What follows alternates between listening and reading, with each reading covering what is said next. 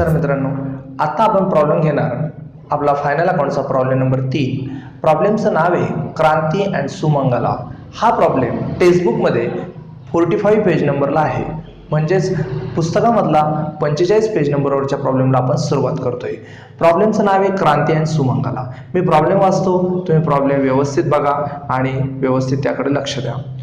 Kranti and Sumangala are partner sharing profit and losses in their capital ratio. बघा, ratio तुम्हाला दिलेला आहे कॅपिटलचा, म्हणजे कॅपिटलवरून क्रांती आणि सुमंगलाचा रेशो फिक्स करायचा आहे. From the trial balance given below and adjustment you are required to prepare trading and profit and loss account for the year ended 31 March 2019 and balance sheet as on the date. म्हणजे नेहमीप्रमाणे आपल्याला त्या 3 गोष्टी बनवायच्या आहे. Okay, आणि ratio ध्यानात ठेवा, कॅपिटल वरती बेस आहे तो. त्यानंतर दिलाय ट्रायल बॅलन्स 31 मार्च 2019. त्यामध्ये डेबिट बॅलन्सेस एकदा घेतोय. स्टॉक आहे एप्रिलचा, याला आपण ओपनिंग स्टॉक म्हणतोय, त्यामुळे हा ट्रेडिंग अकाउंटला रेकॉर्ड होईल. परचेस हे सुद्धा ट्रेडिंग अकाउंटला रेकॉर्ड होईल, पण या परचेस वरती त्याचा रिटर्न आलेला आहे, त्यामुळं ऍडजस्टमेंट आहे, स्टार करा. त्यानंतर आहे सन्ड्री डेटर.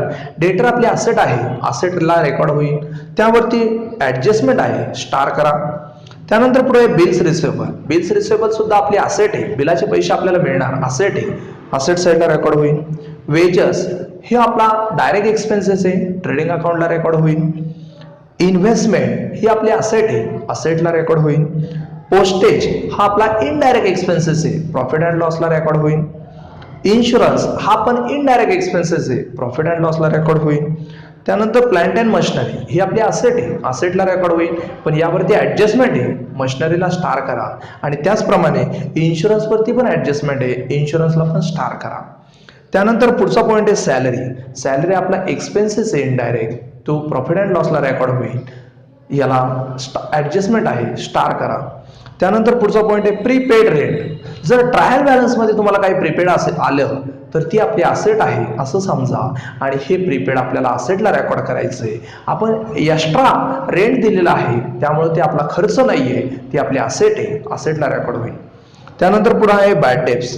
बॅड डेब्ट्स हा पण आपला खर्च आहे, हा प्रॉफिट अँड लॉसला रेकॉर्ड होईल. त्यानंतर पुढचा पॉईंट आहे फर्निचर. फर्निचर आपली असेट आहे, असेटला रेकॉर्ड होईल. कॅश इन हँड असेट आहे, असेटला रेकॉर्ड होईल. सेल्स रिटर्न हे सेलमधून वजा करायचं आहे, त्यामुळे हे सेल ज्या ठिकाणी असेल तिथून लेस करायचे, सेलमधून लेस होणार, म्हणून सेलला स्टार करा. अशा पद्धतीने डेबिट बॅलन्सेस झालेले आहे. आता आपण क्रेडिट बॅलन्सेसकडे येतोय. क्रेडिट बॅलन्सेसमध्ये आपल्याला दिले कॅपिटल. नेहमीप्रमाणे क्रांती आणि सुमंगलाचं कॅपिटल आहे. क्रांतीचं कॅपिटल आणि सुमंगलाचं कॅपिटल हे आपल्या फर्मची लॅबिलिटी आहे, ती लॅबिलिटी साईडला पोस्टिंग होईल. त्याच्यानंतर पुढे आहे सेल. सेल हा नेहमीप्रमाणे आपला डायरेक्ट इन्कम आहे, ट्रेडिंग अकाउंटच्या क्रेडिटला रेकॉर्ड होईल, सेल रिटर्न वजा करायचे, त्यामुळे याला स्टार करा. त्यानंतर दिले सन्ड्री क्रेडिटर. ज्यांच्याकडून आपण माल आणलेला आहे अशा व्यक्तींना आपल्याला पेमेंट द्यायचं आहे, ही आपली फर्मची लॅबिलिटी आहे, त्यामुळं लॅबिलिटी साईडला याचं रेकॉर्ड होईल. त्यानंतर पुढचा पॉईंट आहे बिल्स पेएबल. बिलाचे पैसे आपल्याला पे करायचे, म्हणजे ही पण आपली लॅबिलिटी आहे, लॅबिलिटी साईडला रेकॉर्ड होईल.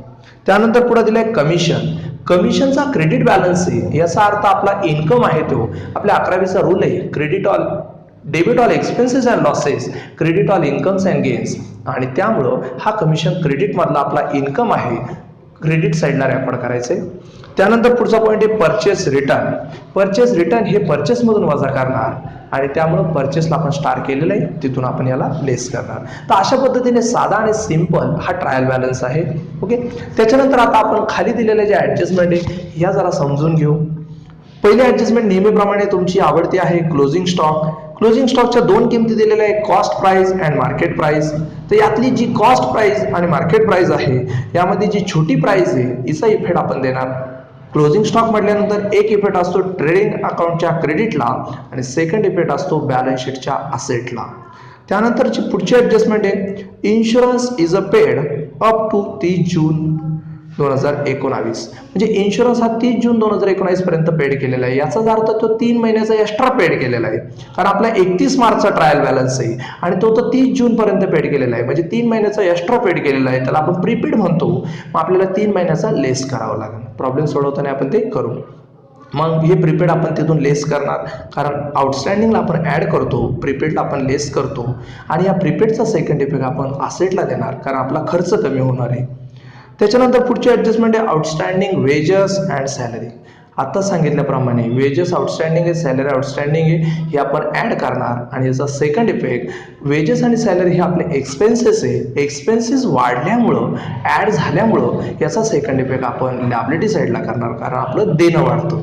त्यानंतरची पुढची ॲडजस्टमेंट आहे book value of plant and machinery is reduce to ₹13,000. याचा अर्थ प्लांट अँड मशिनरीची जी व्हॅल्यू आहे ती 13,000 पर्यंत रिड्यूस झालेली आहे, म्हणजे 13,000 पर्यंत रिड्यूस झालेली आहे. म्हणजे थोडक्यात वरची जी आहे ती आपलं रिड्यूस झाल्यामुळं डिप्रिसिएशन आपण त्याला समजणार आणि ते आपण तिथून लेस करणार. मग मशिनरीतून लेस करणार म्हणजे असेट साईडला लेस करणार आणि second effect profit and loss अकाउंटच्या डेबिट साईडला देणार. पुढे डिप्रिसिएशन फर्निचर ही ॲडजस्टमेंट तीच आहे, फर्निचरमधून लेस करणार, सेकंड इफेक्ट खर्च झाला म्हणून आपण प्रॉफिट अँड लॉस अकाउंटच्या डेबिटला देणार. त्याच्यानंतरची पुढची ॲडजस्टमेंट आहे provide further bad debts ₹800. Bad debts आहे याचाच अर्थ आपले बॅड डेब्स पैसे बुडालेले आहे ते आपण डेटरमधून कमी करणार, कारण डेटरकडून आपल्याला पैसे येणार होते, डेटरमधून आपण ते कमी करणार आणि डेटर कमी झाले सेकंड इफेक्ट आपला खर्च आहे प्रॉफिट अँड लॉस अकाउंटच्या डेबिटला देणार. त्यानंतरची पुढची एक ॲडजस्टमेंट आहे, आता आपल्या प्रॉब्लेमनुसार ती आलेली आहे goods ₹3,000 distribute as a free sample. Free sample good distribute केलेले आहे म्हणजे एक प्रकारे माल व्यवसायातून डिस्ट्रीब्यूट झालेला आहे. मग माल जर व्यवसायातून गेलेला असेल तर त्याचा फर्स्ट इफेक्ट असतो ट्रेडिंग अकाउंटच्या क्रेडिटला आणि मग सेकंड इफेक्ट आपल्याला द्यायचा आहे डिस्ट्रीब्यूट हे फ्री केले त्यामुळे आपला खर्च येतो, सेकंड इफेक्ट आपण प्रॉफिट अँड लॉस अकाउंटच्या डेबिटला देणार. मग या ॲडजस्टमेंटची इफेक्ट दोन ठिकाणी असे होणार, ट्रेडिंग अकाउंटची क्रेडिट आणि प्रॉफिट अँड लॉस अकाउंटची डेबिट. तर अशा प्रकारे छोट्या छोट्या ॲडजस्टमेंट तुम्हाला आहे, व्यवस्थितरित्या तुम्ही त्या ॲडजस्टमेंट समजून घ्या. आता माझ्यासोबत तुम्ही trading account, profit and loss account आणि बॅलन्स शीट हे ड्रॉ करा आणि मग आपण प्रत्यक्षात प्रॉब्लेम सोडवायला सुरुवात करू. प्रत्यक्षात सगळे कॅल्क्युलेशन मी तुम्हाला व्यवस्थित समजून सांगतो आणि समजून तुम्हीही व्यवस्थित घ्या. ओके.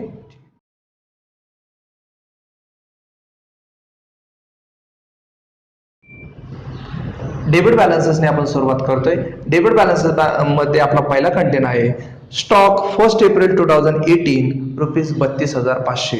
मग आता हा जो स्टॉक आहे हा एप्रिलचा स्टॉक आहे म्हणजे ओपनिंग स्टॉक आहे, हा आपण ट्रेडिंग अकाउंटच्या डेबिटला लिहिणार, कारण नेहमी ध्यानात ठेवायचं आहे ओपनिंग स्टॉकने आपलं उत्पादन चालू होतं, मग उत्पादनाशी रिलेटेड ज्या काही गोष्टी असेल त्या आपण ट्रेडिंग अकाउंटला लिहिणार आणि म्हणून ट्रेडिंग अकाउंटच्या डेबिटला लिहा to opening stock. Opening stock त्याची अमाऊंट आहे 32,500.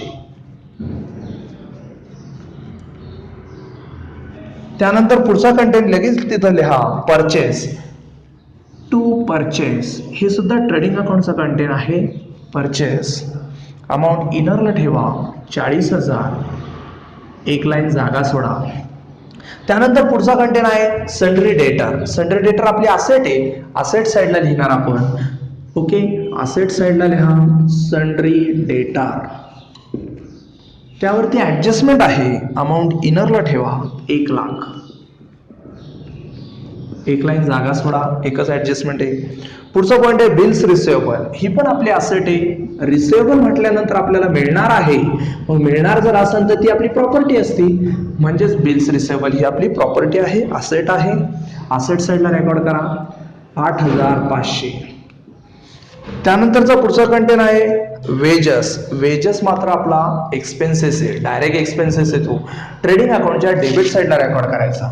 ट्रेडिंग अकाउंटच्या डेबिटला या टू वेजेस अमाऊंट 3,000, वेजेस 3,000. त्यानंतर पुढचा पॉईंट आहे इन्व्हेस्टमेंट. इन्व्हेस्टमेंट आपली असेट आहे, असेट साईडला रेकॉर्ड होईल. इन्व्हेस्टमेंट अमाऊंट आहे त्याची 32,000.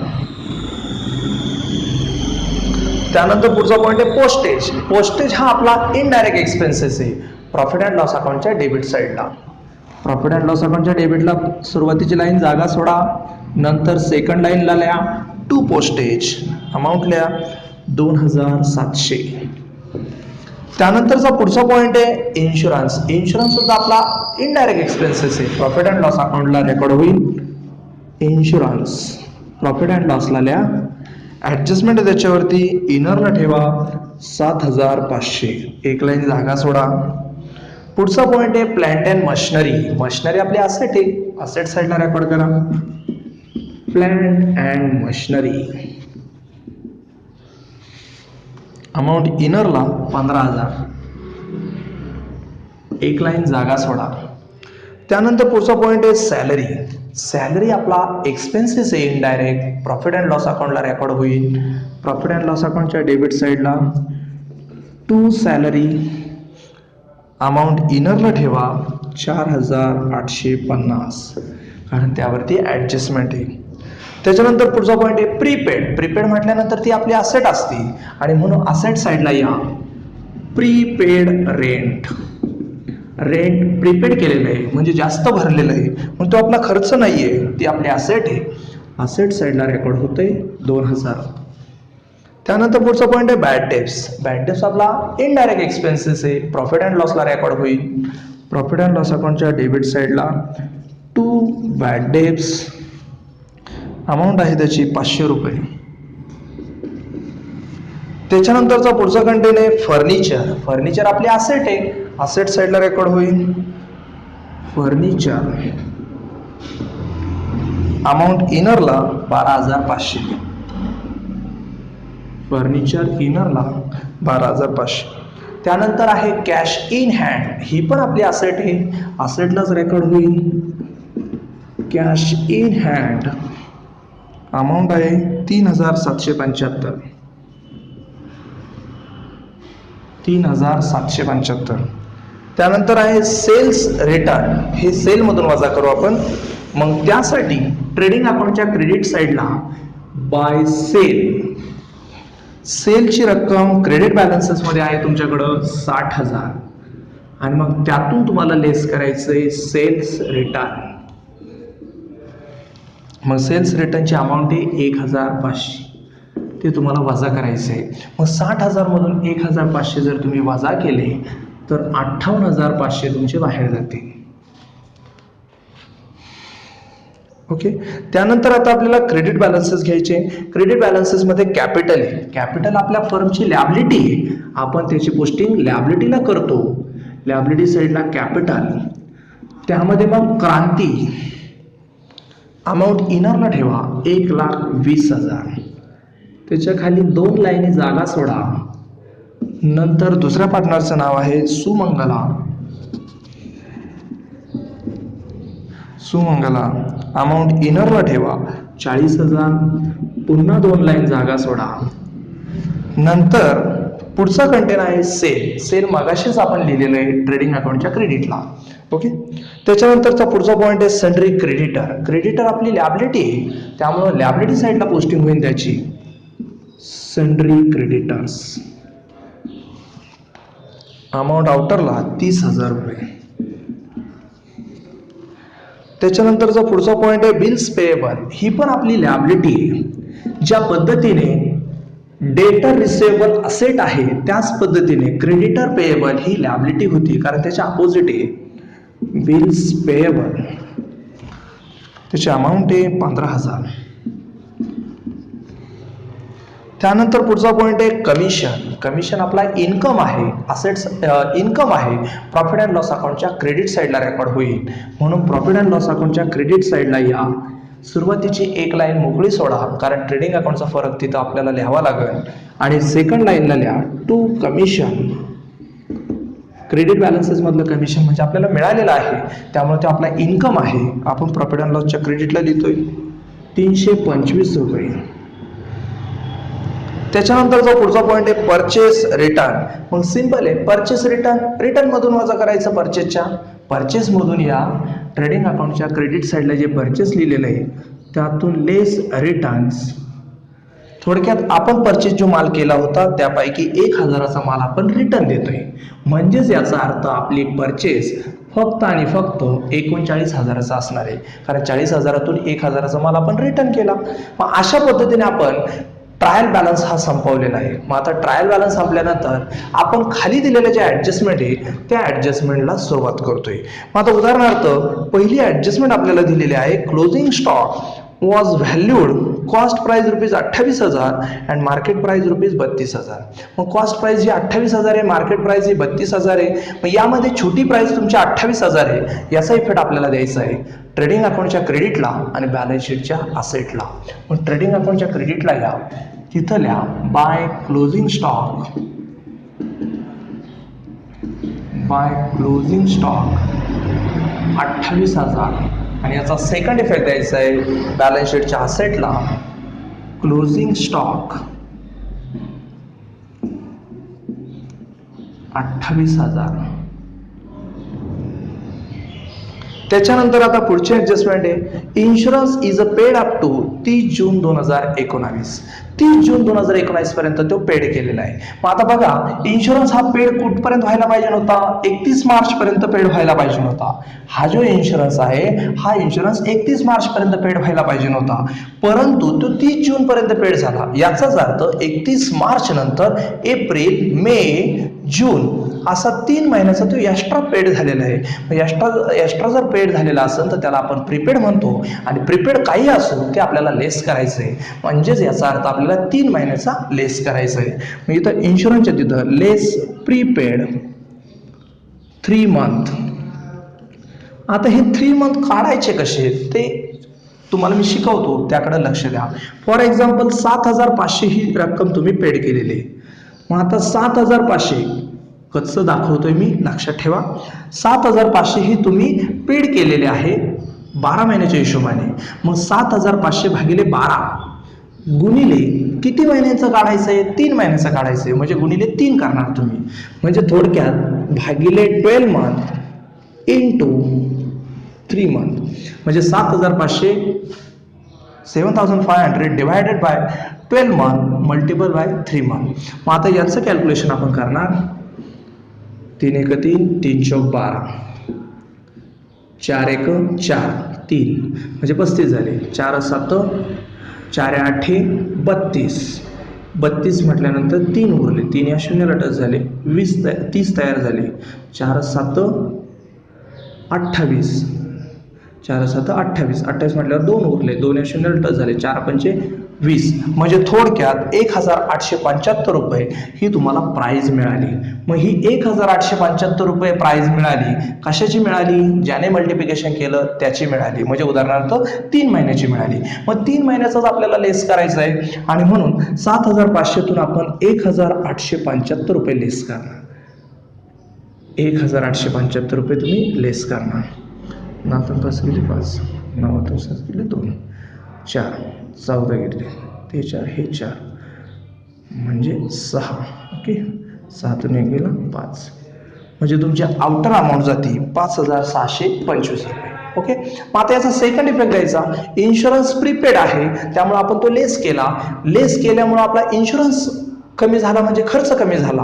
त्यामुळं सेकंड इफेक्ट त्याचा आपला असेट वाढण्यासाठी मदत होती आणि म्हणून सेकंड इफेक्ट त्याचा आपल्याला असेटला करायचा आहे. याचाच अर्थ कोणताही प्रीपेड असेल तर सेकंड इफेक्ट असेटला जातो. असेटला या, असेटला लिहा प्रीपेड इन्शुरन्स 1,875 रुपये. 1,875 रुपये. त्याच्यानंतर आता आपण पुढच्या ऍडजस्टमेंटकडे येणार. ही ऍडजस्टमेंट व्यवस्थित झाल्यानंतर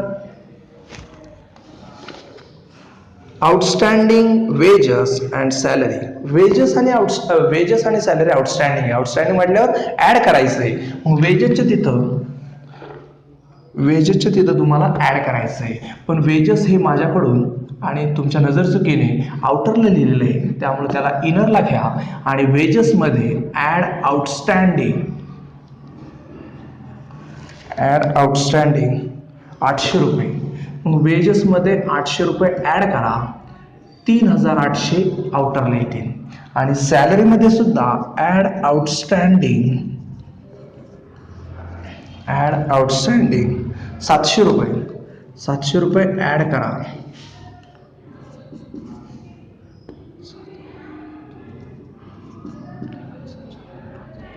म्हणजे 5,550 रुपये तुमचे आउटरला जातील.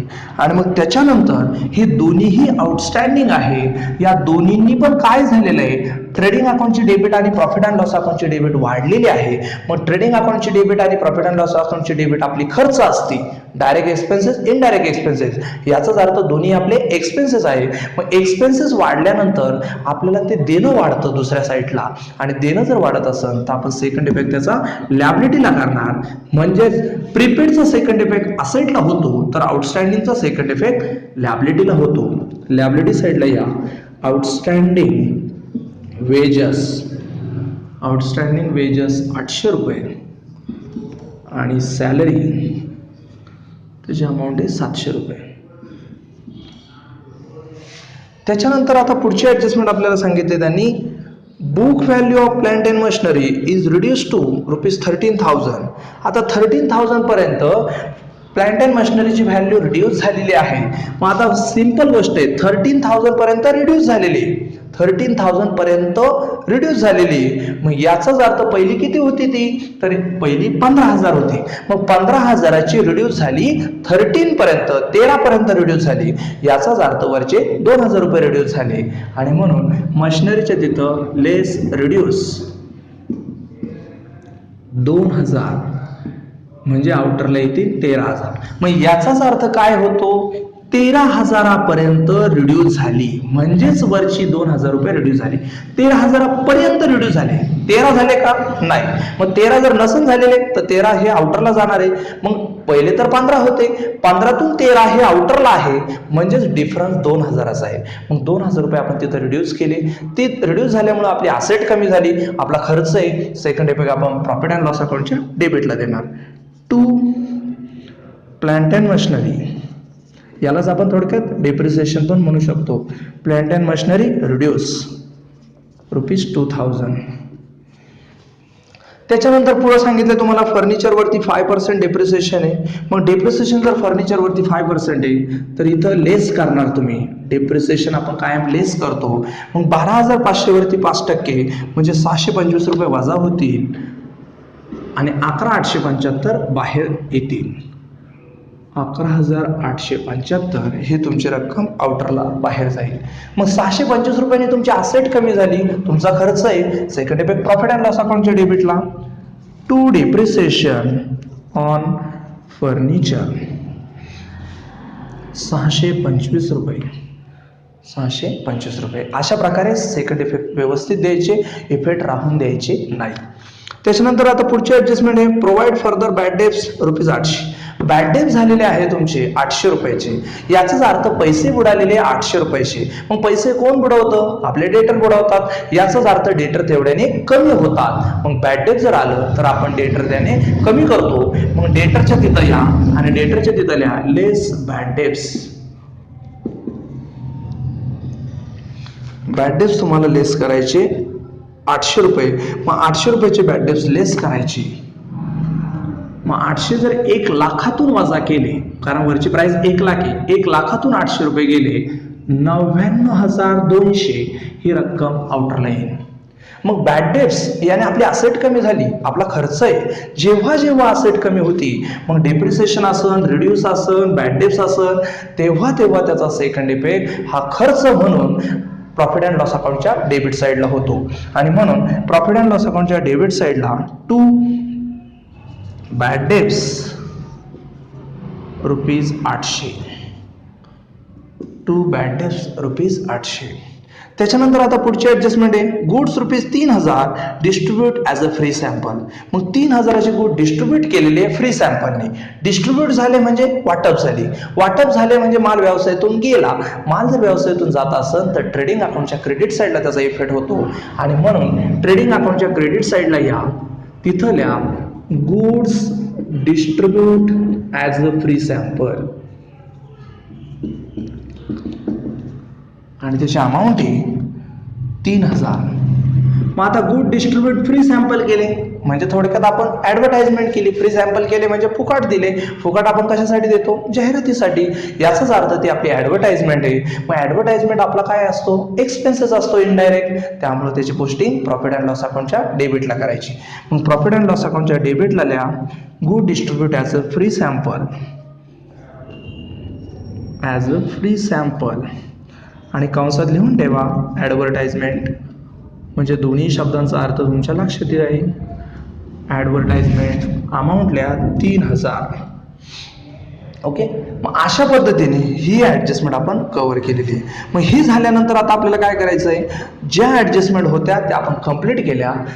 अजून कोणी राहिलंय का हिडन ते आपल्याला चेक करायचं आहे. मग आता उदाहरणार्थ हिडन कोणीच राहिलेलं नाही आहे.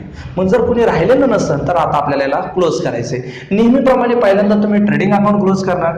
ट्रेडिंग अकाउंटचा फरक प्रॉफिट अँड लॉस अकाउंटला टाकणार. प्रॉफिट अँड लॉस अकाउंटचा फरक बॅलन्स शीटला टाकणार. अशा पद्धतीने तुमचा सिक्वेन्स आहे. मग आता उदाहरणार्थ ट्रेडिंग अकाउंटची क्रेडिट साईड एकदा आपण चेक करू किती येते ती, कारण जनरली क्रेडिट साईड मोठी येत असते, पण चेक करू आपण काय होतं नेमकं. आता बघा 58,000 आणि 3,000, 58 आणि 3 61, 61 अधिक 28, 61 अधिक 28, 8 आणि 1 9, 6 आणि 2 8, म्हणजे 89 आणि हे वरचे 500. म्हणजे थोडक्यात क्रेडिट साईडची बेरीज ही तुमची 89,500 येते. मग आता ट्रेडिंग अकाउंटच्या क्रेडिट साईडची बेरीज ही 89,500. आता डेबिट साईड चेक करू आपण. डेबिट साईड किती येते ती, उदाहरणार्थ 8 आणि 5 13, 1,000, 9 आणि 1 10, 10 आणि 3 13, 13 आणि 2 15, 15ला 1,000, 3 आणि 3 6, 6 आणि 1 7. म्हणजे डेबिट साईड थोडक्यात 75,300. डेबिट साईड थोडक्यात 75,300.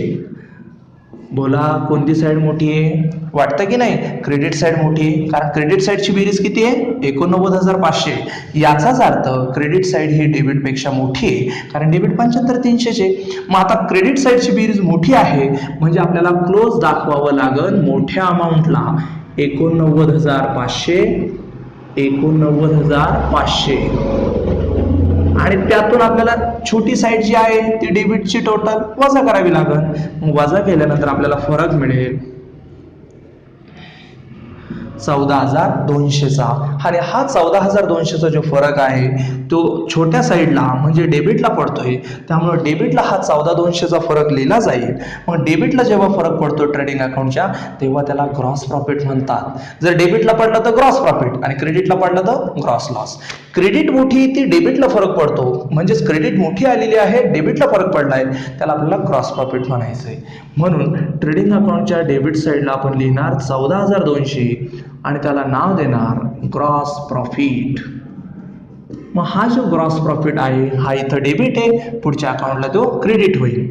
आणि म्हणून प्रॉफिट अँड लॉस अकाउंटच्या क्रेडिट साईडला बाय ग्रॉस प्रॉफिट 14,200.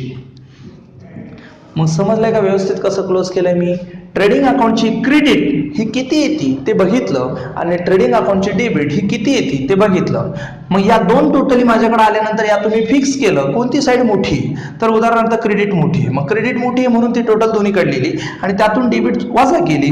जो फरक पडला तो छोट्या साईडला लिहिला म्हणजे डेबिटला लिहिला 14,200 आणि नियम आहे डेबिटला फरक पडला तर ग्रॉस प्रॉफिट म्हणून त्याला आपण नाव दिलं ग्रॉस प्रॉफिट. मग तो पुढच्या अकाउंटच्या क्रेडिटला गेला. आता ज्या पद्धतीने ते अकाउंट क्लोज झालं त्याच पद्धतीने हे आता प्रॉफिट अँड लॉस अकाउंट सुद्धा तुम्हाला क्लोज करायचंय. मग याचाही तुम्हाला चेक करायचंय कोणती साईड मोठी येते. आता यासाठी मी एकदा क्रेडिटची बेरीज आणि एकदा डेबिटची बेरीज व्यवस्थित करतो म्हणजे जेणेकरून आपल्याला ते समजायला सोपं जाईल. मग आता उदाहरणार्थ क्रेडिट साईडला दोनच कंटेन आहे 14,200 आणि 325. उदाहरणार्थ हे 25, 3 आणि 2 5 म्हणजे 14,525. क्रेडिट साईडची बेरीज 14,525 आहे. आता डेबिट साईडची बेरीज करू. रफ वर करतोय मी 5 5 10, 1,000, 2 आणि 1 3, 3 आणि 5 किंवा 5 आणि 2 7, 7 आणि 3 10, 1,000, 8 आणि 1 9, 9 आणि 6 15, 15 आणि 10 25, 25 आणि 6 31, 31 आणि 7 38, 38ला 3 हातचे आले 3 आणि 3 6, 6 आणि 2 8, 8 आणि 5 8 आणि 10 18, 18 आणि 2 20. थोडक्यात डेबिट साईडची बेरीज ही 20,800 येते. मग आता हे कच्चं लिहिलं होतं मी, हे इकडं घेतो. 20,800 ही तुमची डेबिट साईडची बेरीज आहे. मग डेबिट साईडची बेरीज 20,800 आणि क्रेडिट साईडची बेरीज 15,525 आहे. मग आता इथं बघा डेबिट साईड मोठी आहे, मग डेबिट जर मोठी असेल तर क्रेडिटला फरक पडेल, आणि क्रेडिटला फरक पडला की त्याला आपण लॉस म्हणतो. ट्रेडिंग अकाउंट असो किंवा प्रॉफिट अँड लॉस अकाउंट असो, फक्त ट्रेडिंग अकाउंट असेल तर ग्रॉस लॉस आणि प्रॉफिट अँड लॉस अकाउंट असेल तर नेट लॉस. मग आता प्रॉफिट अँड लॉस चालू आहे आपलं, यामुळे आपल्याला नेट लॉस येईल. मग आता डेबिटची टोटल जी मोठी आलेली आहे ती मी लिहितो 20,800. मग या 20,800 मध्ये आपण मोठी टोटल दोन्हीकडे दिली. 14,525 ही क्रेडिट साईड होती. मग आता 14,525 ह्या क्रेडिटच्या टोटलला आपल्याला डेबिटमधून वजा करायचे, म्हणजे थोडक्यात डेबिटच्या 20,800तून ते वजा करायचे. फरक आहे मित्रांनो 6,275. हा डिस्ट्रीब्यूट करायचा आहे आपल्याला 3:1 या रेशोमध्ये, कारण आपण कॅपिटल वरून रेशो काढलेला आहे. मग कॅपिटल होतं क्रांतीचं 1,20,000 आणि सुमंगलाचं होतं 40,000. मग या रेशो आपण काढण्यासाठी या कॅपिटलचा वापर केला आहे, कारण तसं ॲडजस्टमेंटमध्ये आपल्याला सांगितलं होतं. मग 1,20,000वरून आणि 40,000वरून जेव्हा आपण रेशो काढतो तेव्हा कॉमन शून्य कट झाल्यानंतर आपण रेशो काढलेला आहे 4,1,4 आणि 4,3,12 म्हणजे 3:1. मग आता 3:1 मध्ये आपल्याला हा फरक डिस्ट्रीब्यूट करायचा आहे 6,275चा. मग 6,275चा फरक डिस्ट्रीब्यूट करण्यासाठी आपल्याला काय समजतंय का 3 हिस्से क्रांतीला द्यायचे आणि 1 हिस्सा हा सुमंगलाला द्यायचा आहे. याचाच अर्थ टोटल आपल्याला 4 हिस्से काढायचे. मग 6,275 मधून आपल्याला जर 4 हिस्से काढायचे असेल तर आपण त्याला 4ने डिव्हाइड करणार. मग 6,275ला जर 4ने आपण डिव्हाइड केलं तर उदाहरणार्थ बघा आपला डिव्हायडेशन काय येतं. 4,1 4, 2 उरले, 2 या 2ला टच झाले 22 झाले, 4×5 20, 20 म्हटल्यानंतर पुन्हा 2 उरले, 7ला टच झाले 27 झाले, 4 सक 24, 24 म्हटल्यानंतर 3 उरलेले आपले, कारण 27 पर्यंत जायचं होतं, 3 उरलेले, 3 या 5ला टच झाले म्हणजे 35 झाले. मग 4 8 32, 32 घेतले आपण म्हणजे 4 8 32. त्याच्यानंतर आपले 3 उरलेले, 3 या 3 वरती जर आपण 5 घेतले तर पुन्हा आपले 35 होणार आणि 4 8 32 हे असं आपलं कंटिन्यू चालणार. मग उदाहरणार्थ थोडक्यात काय की आपला एक भाग हा 1,568.8 येतोय, तर आपल्याला 0.5च्या पुढे जर गेलं तर हे पॉईंट आपल्याला कट करून अलीकडला एक डिजिट वाढवायचं आहे. मग अलीकडला एक डिजिट वाढवण्याच्या अगोदर आपण थोडक्यात एक लक्षात घेऊ का 1568चा थोडक्यात एक भाग आहे. मग 1568 गुणिले 3 आणि 1568 गुणिले 1 जर आपण केलं तर उदाहरणार्थ 1568 गुणिले 3 जर केलं तर आपलं 4,706 येईल.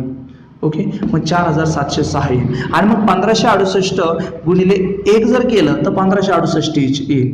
परंतु आपलं उत्तर पॉइंटमध्ये होतं आणि त्यामुळे या दोघांची बेरीज ही इतकी झाली पाहिजे, पण ती होण्यासाठी आपल्याला 1 रुपया वाढवावं लागेल. मग या दोघांची बेरीज आपल्याला 1 येण्यासाठी आपल्याला 68च्या जागेवर थोडक्यात 69 करावं लागेल. मग 69 जर केलं तर बघा आता हे उत्तर कसं टॅली होतंय. 9 आणि 6 15, 1 हात 6ला, 6 आणि 1 7, त्याच्यानंतर 7 आणि 5 12, 12 म्हटल्यानंतर 1 हात 6ला, 4 आणि 1 5, 5 आणि हातचा 6, 5 आणि 1 6, म्हणजे थोडक्यात 6,275 आलं. बघा मित्रांनो 1568 हाच आपला भागाकार होता, पण 0.8 होते म्हणून आपण काय केलं शेवटच्या पार्टनरला 1 रुपया वाढवला. ते 0.8 पॉईंट हे कट केले आणि त्याच्या जागेवरती आपण याला 1 रुपया दिलेला आहे आणि याला मात्र तेच ठेवलेलं आहे. म्हणजे 1568 गुणिले 3 अशा पद्धतीने त्याचं 4,706 फाइंड आउट केलेलं आहे.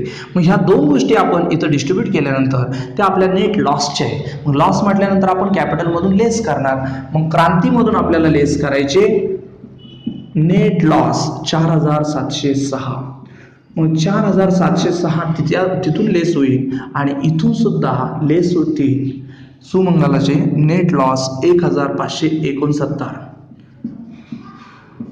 मग आता 4,706 तिचे लेस झाले, मग तिचे अमाऊंट बाहेर जाईल 1,15,294, 1,15,294 आणि इथे 1,569 वजा होतील 38,431 रुपये हे तुमचे आउटरला येतील.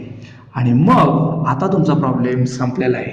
म्हणजेच लक्षात आलंय तुम्हाला आतापर्यंतच्या प्रॉब्लेमला आपल्याला प्रॉफिट मिळत होते. झालेल्या मागच्या लेक्चरमधले जे प्रॉब्लेम तुम्ही बघितले तर त्यामध्ये आपल्याला प्रॉफिट मिळत होते. मग प्रॉफिट असल्यानंतर आपण ऍड करतो कॅपिटलमध्ये, पण लॉस असल्यानंतर आपण लेस करतो. ह्या गोष्टी तुम्हाला इथं शिकायला मिळाल्या. मग आता आपला प्रॉब्लेम लॅबिलिटी साईड आणि असेट साईड या सेम रकमेला टॅली होणार आहे.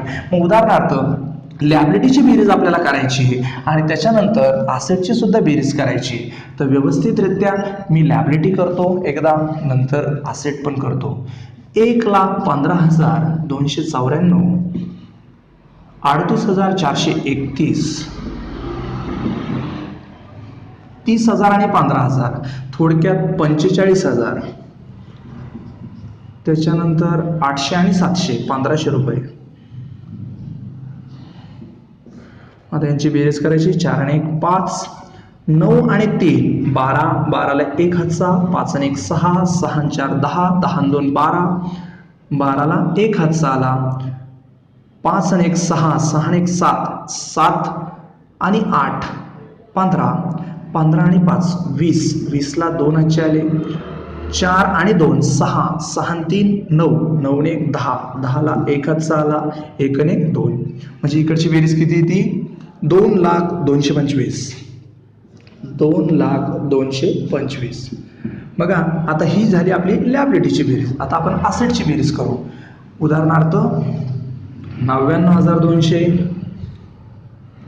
99,200, त्यानंतर आहे 32,000 आणि 8,000, थोडक्यात 40,500, 40,500, त्याच्यानंतर पुढं 13,000 आणि 2,000, 15,000, त्याच्यानंतर 11,875,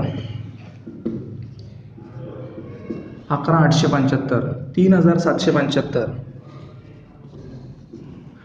3,775, नंतर 1,875 आणि त्यानंतर 28,000.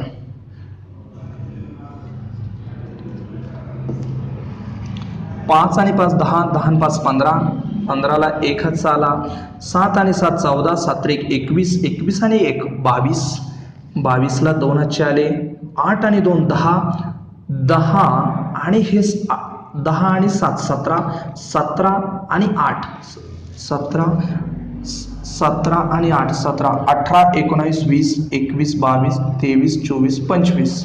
ओके, 25, 25 आणि 5 30, 30 आणि 2 32, 32ला 3 हातचे आले, 8 आणि 3 11, 11 आणि 1 12, 12 आणि 3 15, 15 आणि 1 16, 16 आणि 5 21, 21 आणि 9 30, 30 3 हातचे आले, 3 आणि 2 5, 5 आणि 1 6, 6 आणि 1 7, 7 आणि 4 11, 11 आणि 9 20. म्हणजे किती आली? 2,02,25. ही पण किती होती? 2,02,25. ही तुमची लॅबिलिटी होती, ही तुमची असेट आहे. लॅबिलिटी आणि असेट सेम आली, याचाच अर्थ प्रॉब्लेम आपला सेम रकमेला टॅली झाला. आपलं बरोबर आहे. 2,02,25 या रकमेला प्रॉब्लेम तुमचा टॅली होतोय. तर अशा पद्धतीने तुम्हाला हा क्रांती आणि सुमंगलाचा प्रॉब्लेम होता. मग व्यवस्थितरित्या सगळे कॅल्क्युलेशन व्यवस्थित जिथं आवश्यकता असेल तिथं व्यवस्थित व्हिडिओ पॉज करा, व्यवस्थित कॅल्क्युलेशन समजून घ्या. ओके, आता आपण पुढच्या लेक्चरला नवीन एक प्रॉब्लेमला सुरुवात करणार, त्यामुळं हा व्यवस्थित प्रॉब्लेम समजून घ्या आणि पुढच्या लेक्चरकडं लक्ष द्या. ओके.